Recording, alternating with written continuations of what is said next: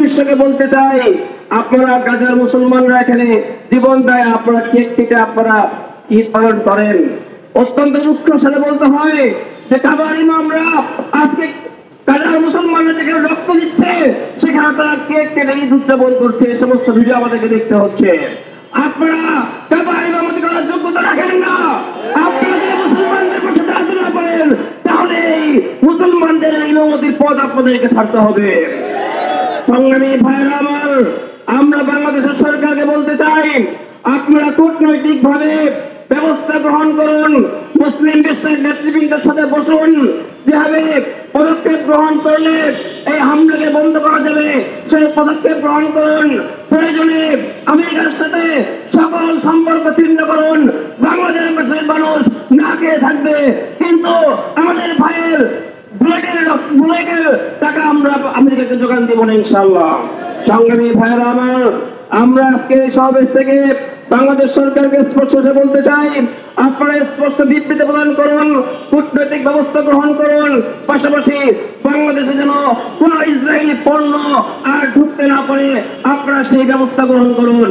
সেভাবে আমরা আজকের এই আপাতত জামাতা সারা বিশ্বে আজকে মানুষরা আজকে রাস্তায় নেমে এসেছে গাজার পাশে দাঁড়ানোর জন্য। আমরা আমাদের তৌহিদি জনতাকে বলতে চাই, আপনারাও ইসরায়েলি পণ্য বয়কটের সাথে সাথে আমেরিকান পণ্যকে বয়কট করুন, তাদেরকে অর্থনৈতিকভাবে পঙ্গু করে দিন। ইনশাআল্লাহ এভাবে আমাদের সংগ্রাম চলতে থাকবে।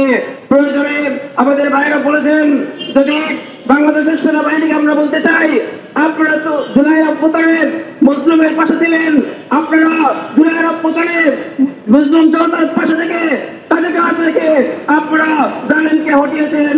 আমরা বলতে চাই, আপনারা উদ্যোগ গ্রহণ করুন।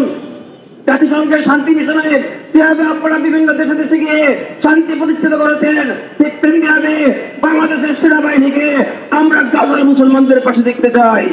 আমার বাংলাদেশের মুসলমানদের ট্যাক্স আপনারা মুসলমানদের ট্যাক্স আপনারা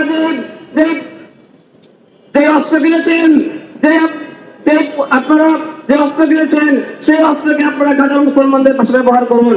জাতিসংঘের শান্তি মিশনে গেলে হয়তো আপনারা টাকা পাবেন, কিন্তু গাজার মুসলমানদের পাশে থাকলে ইনশাআল্লাহ আপনাদের সামনে রয়েছে কথার জান্নাত।